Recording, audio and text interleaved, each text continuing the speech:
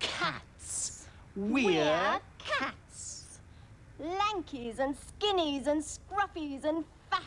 Cats of all colours and cats of all sizes. Nosers in dustbins and winners of prizes. Stalkers on wallers and dozers up treesers. Loungers on shelfers and scratchers of fleasers. Long hairies, short hairies, chewed earies, proud tailors. Mewers and purrers and spitters and wailers. Burmese and Siamese, Persian and Manx cats. Marmalades, tabbies, chinchillas and band cats. Strutters and sidlers, nuzzlers and liars. Starers through windows and lasers near fires. Chasers of mousies and catchers of rats. We're cats.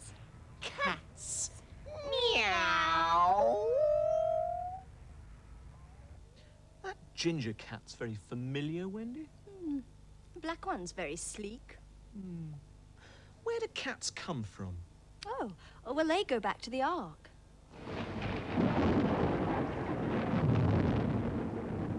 Noah took the animals 2 by 2 into the ark to escape from the rain that God had promised. In those days, there were no tame cats. There were lions and crocodiles and bears and rabbits and rats and mice, but no cats.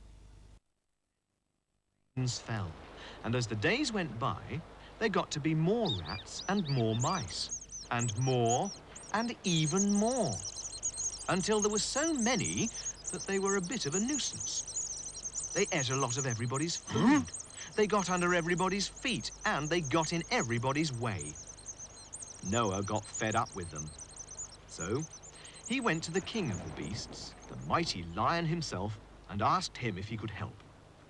The lion thought for a bit, and frowned for a bit, and thought for a bit more. And then he did something that really surprised Noah. He blinked his eyes, he screwed up his nose, he threw back his head, and he sneezed. And with the sneeze, out from his nostrils leapt 2 cats, tiny versions of the king of the jungle himself. These 2 cats went immediately to work. Soon, the ark was back to normal again. The 2 small cats were considerably bigger, and all the extra rats and mice had mysteriously gone. Except, of course, for a very lucky and very elusive 2 of each.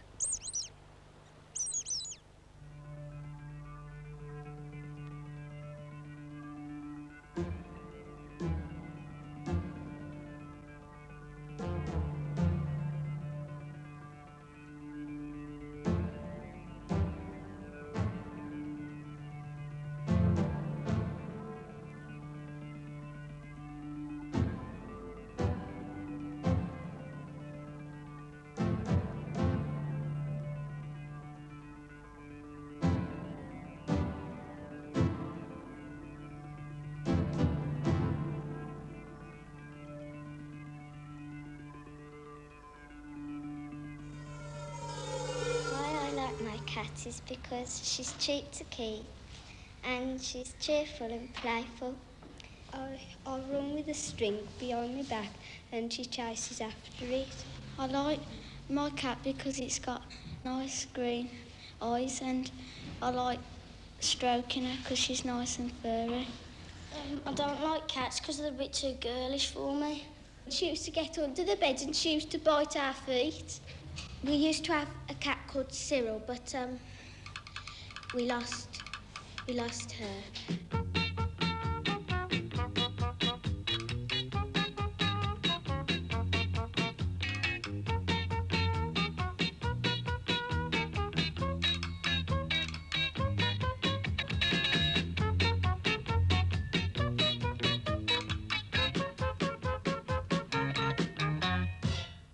Cats sleep anywhere. Any table, any chair. Top of piano, window ledge, in the middle, on the edge. Open drawer, empty shoe. Anybody's lap will do. Fitted in a cardboard box. In the cupboard with your frocks. Anywhere. They don't care. Cats sleep anywhere.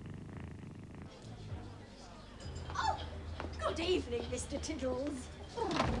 I've got your table all ready for you. Terrible night, isn't it, Mr. Tiddles? Yes, exactly, just what I always say. Here we are, then.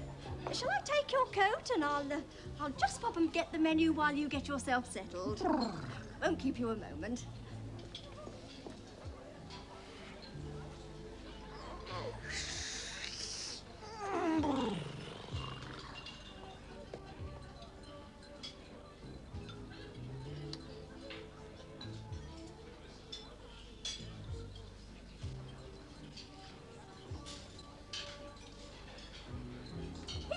Then, so sorry to have kept you.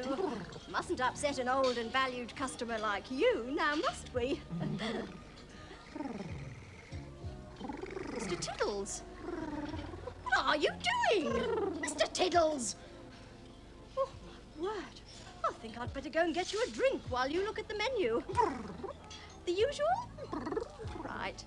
Oh, Mr. Tiddles, try and ignore the man on the next table. Not nice. Fancies himself as a bit of a gay dog.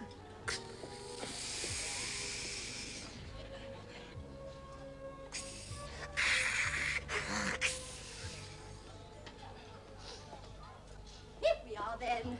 So sorry to have kept you. Something wrong? Oh dear me, I just keep forgetting. Oh dear. Here we are then.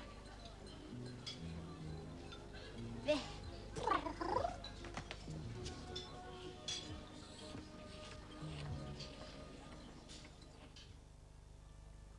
Actually, I don't like cats all that much.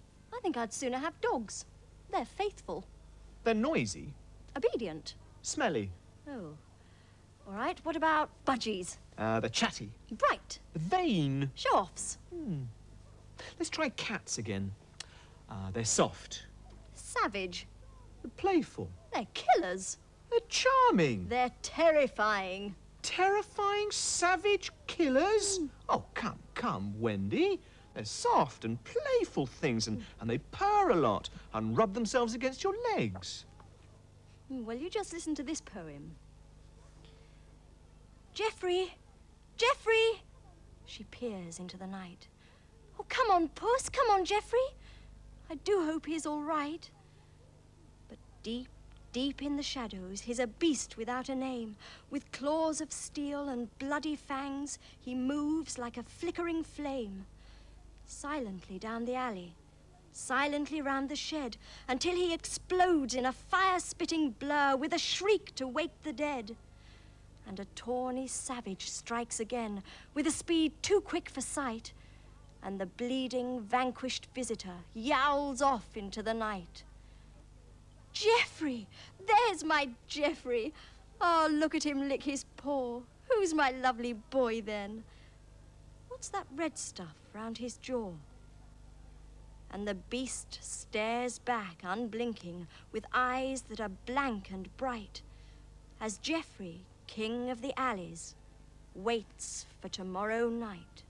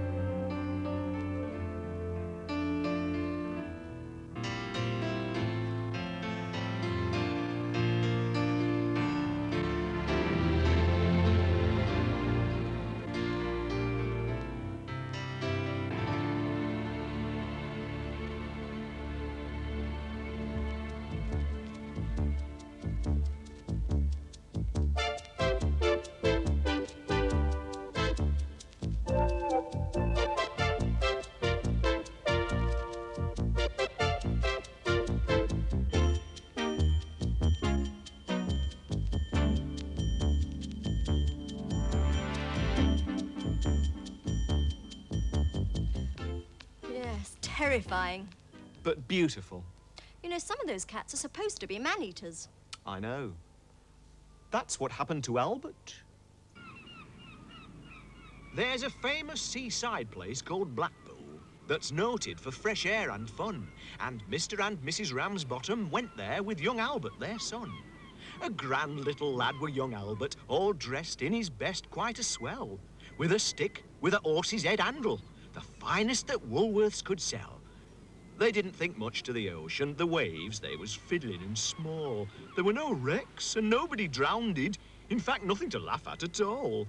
So, seeking for further amusement, they paid and went into the zoo, where they'd lions and tigers and camels, and old ale and sandwiches too. There were one great big lion called Wallace. His nose was all covered with scars.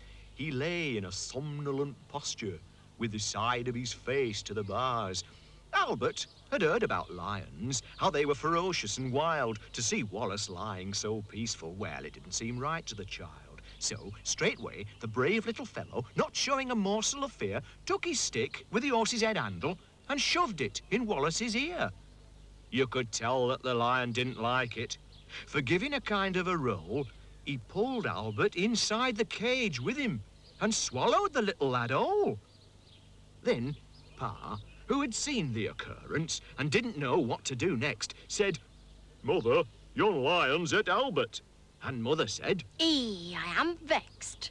Then Mr. and Mrs. Ramsbottom, quite rightly when all's said and done, complained to the animal keeper that lion had eaten their son. The keeper was quite nice about it. He said, "Oh, what a nasty mishap. Are you sure that it's your boy he's eaten?" Pa said, "Am I sure? Look, here's his cap." The manager had to be sent for. He came and he said, "What's to do?" Pa said, "Yon lion's at Albert, and him in his Sunday clothes too." The manager wanted no trouble. He took out his purse straight away, saying, "How much to settle the matter?" Pa said, "What do you usually pay?" But Mother had turned a bit awkward when she thought where her Albert had gone. She said, Somebody's got to be summonsed. so that was decided upon. Then off they went to the police station in front of the magistrate chap. They told him what happened to Albert and proved it by showing his cap. The magistrate gave his opinion that no one was really to blame, and he said that he hoped the Ramsbottoms would have further sons to their name. At this, Mother got proper blazing. And thank you, sir, kindly. Said she. What, spend all my life raising children to feed ruddy lions? Not me.